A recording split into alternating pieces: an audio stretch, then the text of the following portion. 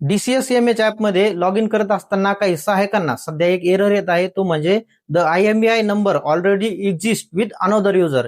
या समस्याचं समाधान काय, हा एरर काय येतो आणि यावर काय उपाय करायचे, ही सर्व माहिती आपण आजच्या व्हिडिओमध्ये घेणार आहोत. तर नमस्कार, मी सेतूवाला, स्वागत आहे तुमचं सेतूवाला युट्यूब चॅनलवरती.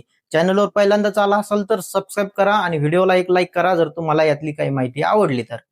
तर सहाय्यक मित्रांनो, या प्रॉब्लेमचे मुख्यतः दोन कारण आहेत. तर त्यापैकी पहिलं म्हणजे अगोदर तुम्ही एक दुसरा युजर तुमच्या मोबाईलमध्ये लॉग इन केला होता आणि आता तुमचा IMEI नंबर त्या युजरसाठी बाइंड झाला आहे आणि आता जर समजा तुम्ही तुमचा स्वतःचा युजर आयडी तुमच्या मोबाईलमध्ये लॉग इन करण्याचा प्रयत्न करताय तर त्या टायमाला तुम्हाला हा एरर येऊ शकतो.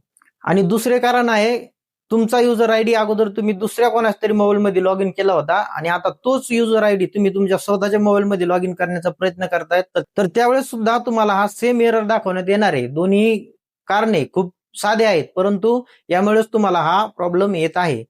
तर आता बघूयात की या एररचं समाधान काय. या एररचं समाधान करण्यासाठी तुम्हाला फक्त आणि फक्त तुमच्या तहसीलदार साहेबांकडेच जावं लागणार आहे. तुमचे तलाठी साहेब आणि मंडळ अधिकारी साहेब यांच्या लॉग इनला कोणतंही ऑप्शन नाही.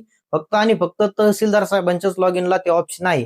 तिथे गेल्यानंतर ते तुमच्या आयडी मधून तुमचा जो IMEI नंबर बाइंड झालेला आहे तो डिलीट करून किंवा त्या जागेवर तुमचा IMEI नंबर टाकून तुमचा लॉग इन चालू करून देऊ शकतात.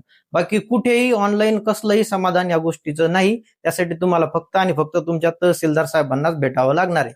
ही माहिती जर तुम्हाला आवडली असेल तर व्हिडिओला एक लाईक करा आणि चॅनलला सबस्क्राईब करून जा अशाच नवीन नवीन DCSMH ॲपच्या माहितीसाठी.